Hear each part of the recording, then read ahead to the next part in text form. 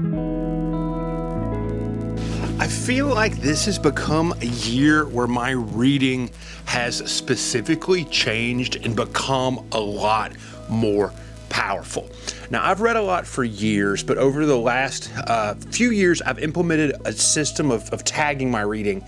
And then with the introduction of Zettelkasten this last year, it's just amped up the notes I make as well as the things I'm able to do with my reading.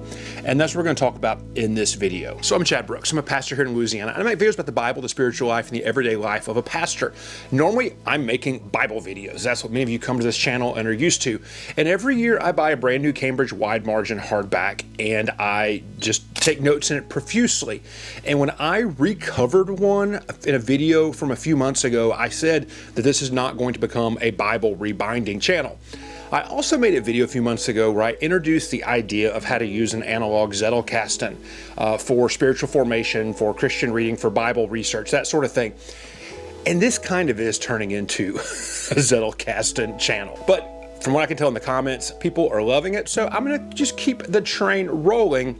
But in this video, we're going to talk about a specific part of that. Now, I also have an email list where I write articles about the things I'm using my notes and my reading and my learning for. And if you want to see how I actually activate these things, it's also my own theological reflection. I just encourage you just to click the link in the description down below and sign up for the email list. Now, I talked before in a video quite a while back about how I use little book flags like this to not waste my reading.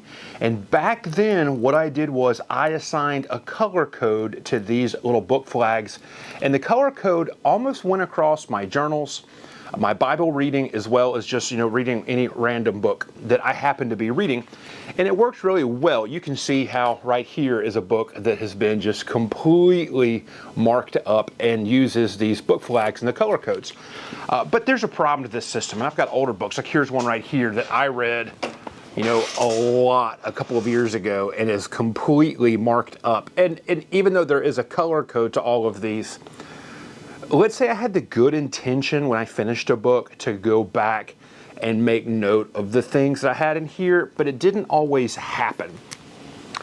And over the last several months, what I've realized is my own reading system can actually benefit even better with the Zettelkasten integration. So if you don't want to go watch that old video, here's kind of a quick rundown of what, these color codes used to mean in my reading system. That pink was interesting, orange was a quote, yellow was for content, green was for preaching, blue was important, and the two purple color flags were for things I had saved into an online tool I use called Readwise.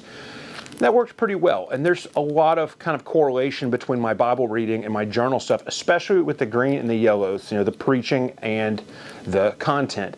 That it worked all right, and I could find things that I wanted to use before because I had a reasonable idea of where they were in the book. I never struggled with what book they were in, but I could find them. But I also was reading a decent amount, somewhat in Amazon Kindle, and it's a little bit more difficult to find things back there. But I've stumbled across this. This is what I want to share with you. If you're interested in Zettelkasten, if you're interested in not wasting your reading, and if you're interested in doing things in a more systematic way, especially to recall information for the future, whether it's an article, whether it's a sermon, whether it's making a video, anything like this, this streamlines things, significantly. It's awesome. And so what I have done is I have just changed a little bit of the color code and what it means because of the way that I read inside of a Zettelkasten. So this is a great book. It's called The Innovation Delusion by these two folks. And I finished this about a month ago. And I'm at the stage now to where I need to review it and I need to begin inputting the things that I thought were necessary into my Zettelkasten. Now, one of the key pieces of a Zettelkasten is this thing called a bib card. This book was so good, I actually have, 2 cards specifically for it. And inside of this, if I find something interesting, I just, write down the thing with the page number. I've actually done this for a really long time. In seminary, I did it a bunch. In fact, one time I left my note card in a book I checked out, and I went back to the library and found that my note card was still in there. So I just pulled the note card out. And I've got, probably 20 of these floating around for books I read back in seminary somewhere in my archives. But in the Zettelkasten, the bib card is filed into its own box, sorted by the book title. But also what you do with the bib card is you're not making cards as you read a book with the Zettelkasten method. You're supposed to mark the cards that this is something that I need to make a card off of in the future. Here's a card that was, I jump ahead sometimes, but here's a card I made for this book while I was reading it. And what I realized was, I could easily change the way my color code system works to be inside of the Zettelkasten system, to also be more easy to find if I do want to go back to the book.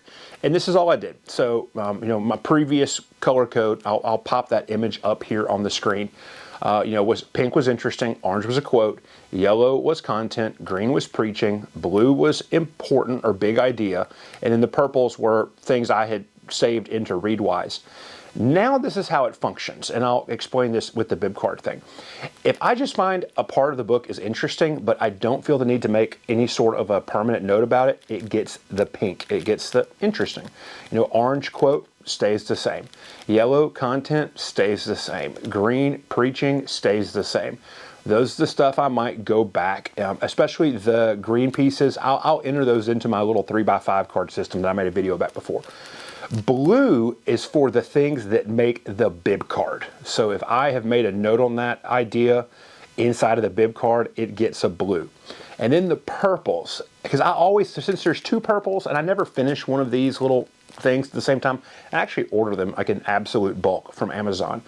What I realized the purples could do is the purple signaled that not only did it make it onto the bib card, but that it is something I will need to make a note on. So when I'm reading or I'm cataloging the book after I finish it, rather than just go to the bib card, I just start thumbing through the book and I start finding all of my purples and I make cards off of those. And only when all of the cards for a book are made do I sit down and kind of do a Zettelkasten session and put them into my big box. Now, I think this is important because it helps us not waste our reading, especially for people who read a lot and do things with our reading a lot. But it also just slowly, and I've been working, I would say for the last 20 years, I've been trying to find a way to save reading. And Readwise helped a bunch because it also sends all of my highlights into Evernote or into Notion. And then there's a daily review function that I go through. And I make a lot of cards off of the daily review function. But I'm now at the point between the Readwise idea of things, especially with Kindle books and online articles, that sort of stuff. That really is a lot of online articles now, not so much Kindle reading. Between my color code system, which has now evolved even more, and then just the analog Zettelkasten system, I feel like I have found the approach that I've been searching for 20 years. So yeah, I'm really happy with this right now. So before we finish this things up, you might be wondering, Chad, where have you been the last couple of months? I actually have some really cool videos I've been working on and sketching out, but I've got a book coming out in the next couple of weeks. And this whole system really played into like how I was able to write a book in around 45 days probably. Now it's on church health and church development, which is my day job. So some of my people on the channel might not find that incredibly interesting, but if you just kind of want to support the work that I do, or you work in a church and you're curious about church stability, you might want to pick up my new book, Is My Church Healthy? I'll have links and stuff when that is available at the end of May, very beginning of June. Depends on how this final test run comes out. But I'm Chad. I would love to hang out with you in the comments. Let's talk about this some more, and I will see you back in the next video.